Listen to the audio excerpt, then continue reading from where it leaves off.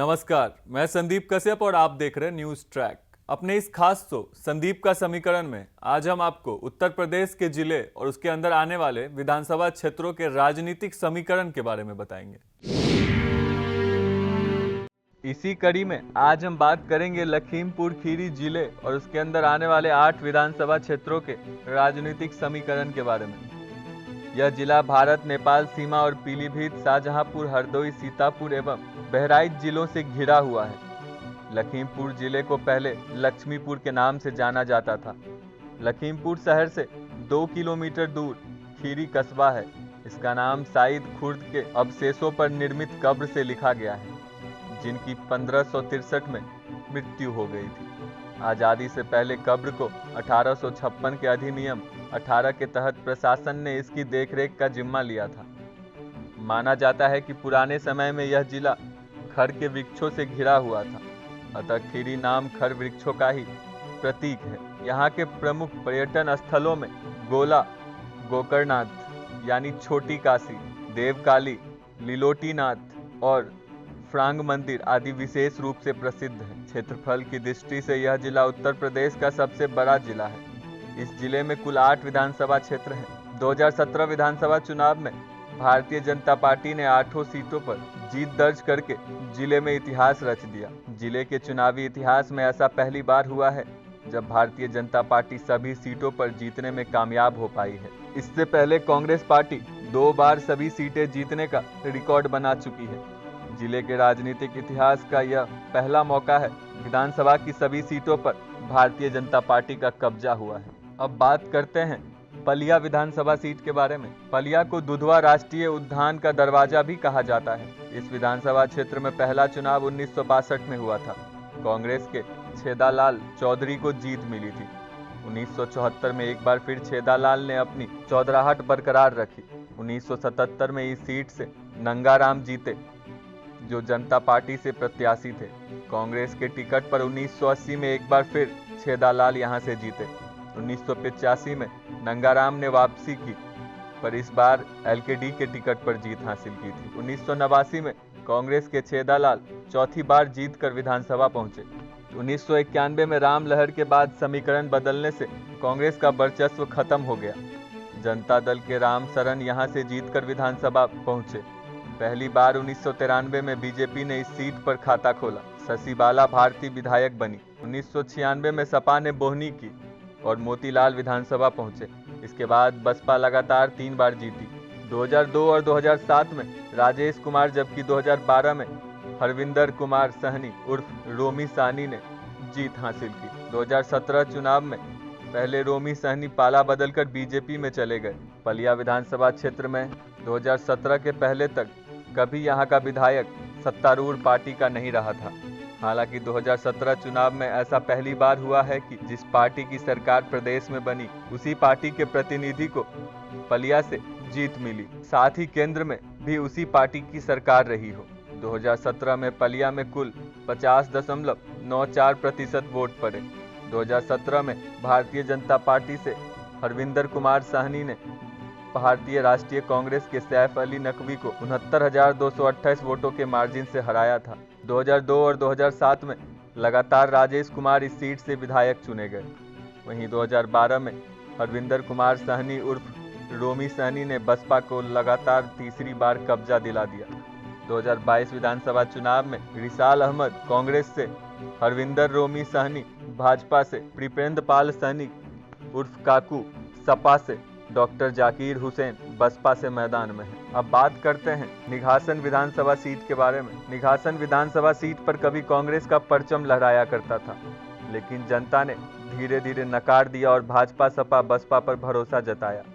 इस सीट से कांग्रेस के प्रत्याशी 5 बार चुनकर विधानसभा पहुंचे, लेकिन यह दौर 1985 तक ही चला। 2012 के चुनाव में भी भाजपा ने इस सीट को 31,039 वोटों से जीता था। इस विधानसभा सीट पर सभी पार्टियों ने अपना परचम लहराया है। इस विधानसभा क्षेत्र में पहला चुनाव 1957 में हुआ था। इस सीट पर 1957 के चुनाव में पहली बार सूरत बहादुर शाह विधायक बने। आज़ादी के बाद से कांग्रेस का 5 बार इस सीट पर वर्चस्व रहा है, लेकिन कांग्रेस का यह दबदबा 1985 तक ही रहा। 2002 में बसपा के RS कुशवाहा ने सपा के कृष्ण गोपाल पटेल को हराकर जीत दर्ज की। इसके बाद 2012 में भाजपा ने वापसी की और अजय विधायक बने। वहीं 2014 में हुए उपचुनाव में सपा के कृष्ण गोपाल पटेल फिर वहां विधायक चुने गए। 2017 में निघासन विधानसभा में कुल 48.39% वोट पड़े। 2017 में भारतीय जनता पार्टी से पटेल राम कुमार वर्मा ने समाजवादी पार्टी के कृष्ण गोपाल पटेल को 46,123 वोटों के मार्जिन से हराया था। इस सीट पर कुल मतदाता की संख्या 3,20,502 है, जिसमें पुरुष मतदाता की संख्या 1,72,627 है, तो वहीं महिला मतदाता की संख्या 1,47,867 है। इस सीट पर दलित मतदाता 1.10 लाख है, पिछड़ा वर्ग 1.37 लाख है और मुस्लिम 48,000 हैं।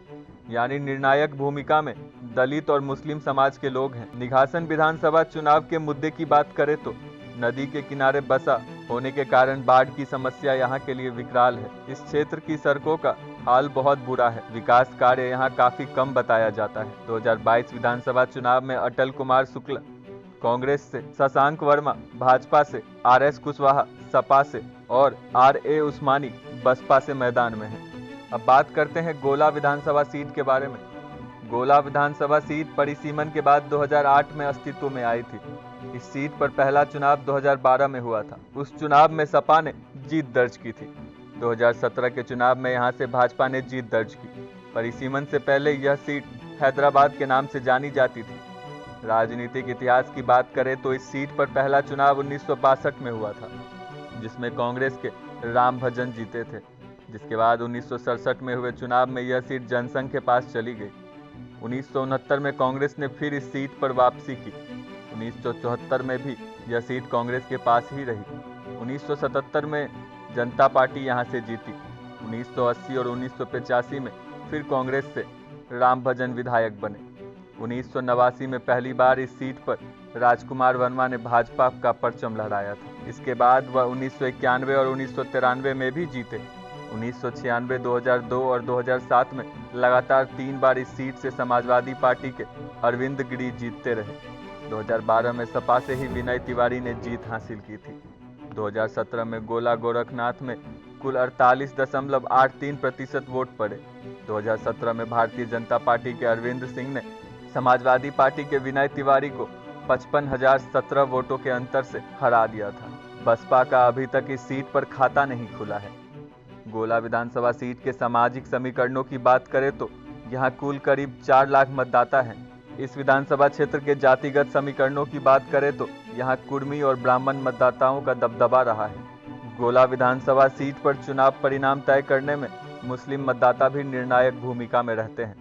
2022 विधानसभा चुनाव में प्रहलाद पटेल कांग्रेस से, अरविंद गिरी भाजपा से, विनय तिवारी सपा से और पटेल शिखा अशोक कनौजिया बसपा से मैदान में है। बात करते हैं श्रीनगर विधानसभा सीट के बारे में। श्रीनगर विधानसभा सीट 2008 के परिसीमन के बाद यह सीट अनुसूचित जाति के लिए आरक्षित हो गई। इससे पहले सामान्य थी। श्रीनगर सुरक्षित विधानसभा सीट पर 90 के दशक से सपा और बसपा के बीच वर्चस्व की जंग चल रही है। इस बीच 2 बार बसपा और 3 बार सपा ने यहां से जीत दर्ज की। 80 के दशक में इस सीट पर कांग्रेस का दबदबा था। इस सीट पर पहला चुनाव 1957 में हुआ था। पहली बार इस सीट से 2 विधायक चुने गए थे। तब प्रजा सोशलिस्ट पार्टी ने परचम फहराया था। 1962 में यह सीट सोशलिस्ट पार्टी के कब्जे में रही। अगले 2 चुनाव में यह सीट अस्तित्व में नहीं रही। 1974 और 1977 में जनसंघ और जनता पार्टी से बृजराज सिंह ने जीत दर्ज की। इसके बाद 1980 से लेकर 1991 तक के चुनाव में यहां से कांग्रेस जीतती रही। धीरेन्द्र बहादुर सिंह ने 1993 में कांग्रेस की जीत के लिए सिलसिले को तोड़ते हुए यहां से समाजवादी पार्टी का परचम फहराया। 1996 और 2002 में बसपा से माया प्रसाद विधायक चुने गए। 2007 में सपा के RA उस्मानी और 2012 में सपा के टिकट से रामसरन विधानसभा पहुंचे थे। 2017 में श्रीनगर में कुल 50.68% वोट पड़े। 2017 में भारतीय जनता पार्टी से मंजू त्यागी ने समाजवादी पार्टी के मीरा बानो को 54,939 वोटों के मार्जिन से हराया था। श्रीनगर विधानसभा सीट के जातिगत समीकरणों की चर्चा करें तो यहाँ पर हर जाति वर्ग के लोग रहते हैं। श्रीनगर विधानसभा क्षेत्र में दलित वर्ग के मतदाता की तादाद अधिक है। इस विधानसभा सीट की गिनती दलित बाहुल्य सीट में होती है। इस सीट का चुनाव परिणाम तय करने में ब्राह्मण, राजपूत, वैश्य मतदाता भी निर्णायक भूमिका निभाते हैं। 2022 विधानसभा चुनाव में चांदनी कांग्रेस से, श्रीमती मंजू त्यागी भाजपा से, राम शरण सपा से और मीरा बानो बसपा से मैदान में है। अब बात करते हैं धोरहरा सीट के बारे में। धोरहरा सीट पर भाजपा 2017 के पहले यहां से सिर्फ एक बार चुनाव जीत पाई थी, बल्कि इस सीट से सपा और बसपा के टिकट पर दो बार प्रत्याशी चुनाव जीतकर विधानसभा पहुंचे। यहां सबसे ज्यादा 5 बार निर्दल प्रत्याशी और 4 बार कांग्रेस के प्रत्याशियों ने परचम लहराया। 1991 के चुनाव में चली राम लहर में पहली बार भाजपा का खाता इस सीट पर खुला और बाला प्रसाद विधायक बने। 1993 में यह सीट सपा के यशपाल चौधरी विधानसभा पहुंचे थे। 1996 में कांग्रेस के सरस्वती प्रसाद सिंह ने जीत दर्ज की। 2002 में सपा के यशपाल चौधरी फिर विधायक बने। वहीं 2007 में बसपा के बाला प्रसाद विधायक चुने गए। 2012 में भी सपा के शमशेर बहादुर विधायक बने। 2017 में धोरहरा में कुल 36.06% वोट पड़े। 2017 में भारतीय जनता पार्टी से अवस्थी बाला प्रसाद ने समाजवादी पार्टी के यशपाल सिंह चौधरी को 3353 वोटों के मार्जिन से हराया था। इस विधानसभा क्षेत्र में आबादी ब्राह्मण, दलित, मुस्लिम और उसके बाद कुर्मी बिरादरी के मतदाताओं की संख्या ज्यादा है। राजनीतिक समीकरण हमेशा से ब्राह्मण, दलित, मुस्लिम वोटों पर टिका रहता है। इस क्षेत्र की मुख्य फसल गन्ना है। उद्योग की नज़र में इस क्षेत्र में सिर्फ एक खमरिया चीनी मिल है। शिक्षा, स्वास्थ्य, रोजगार, शुद्ध पेयजल इस क्षेत्र की मुख्य समस्याओं में शुमार है। 2022 विधानसभा चुनाव में जितेंद्र देवी कांग्रेस से, विनोद शंकर अवस्थी भाजपा से, अरुण चौधरी सपा से और आनंद मोहन उर्फ धीर मोहन त्रिवेदी बसपा से मैदान में है। बात करते हैं लखीमपुर खीरी सीट के बारे में। लखीमपुर खीरी के सदर विधानसभा में पहला चुनाव 1952 में हुआ था। वहीं इस चुनाव में कांग्रेस से बंशीधर मिश्र विधायक बने। उसके बाद 1967 में जनसंघ के CR वर्मा ने इस सीट का प्रतिनिधित्व किया। इसके बाद यह सीट कांग्रेस के पाले में चली गई, जिसके बाद 1969 और 1974 में तेज नारायण त्रिवेदी यहां से चुनकर विधानसभा पहुंचे। 1977 में यह सीट जनता पार्टी ने जीती और नरेश चंद्र विधायक बने। हालांकि एक बार जनता ने कांग्रेस पर भरोसा किया। इसके बाद 1980 और 1989 में जफर अली नकवी, 1985 में कांति सिंह विसेन को जीत मिली।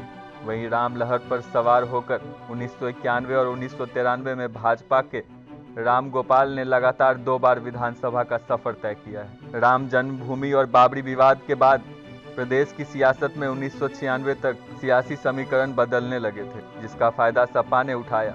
1996 में लखीमपुर सीट पर पहली बार कब्जा किया और कौशल किशोर विधायक बने। जीत का सिलसिला 2002-2007 में चला और कौशल किशोर सपा से विधायक बनते रहे। लेकिन कौशल किशोर के निधन के बाद 2010 में उपचुनाव में सपा ने उत्कर्ष वर्मा पर भरोसा किया और टिकट दिया। वही जनता ने भी सपा के भरोसे पर भरोसा करते हुए उपचुनाव में तो जिताया ही, 2012 में उत्कर्ष को दोबारा विधायक बना दिया। 2017 में लखीमपुर में कुल 47.99% वोट पड़े।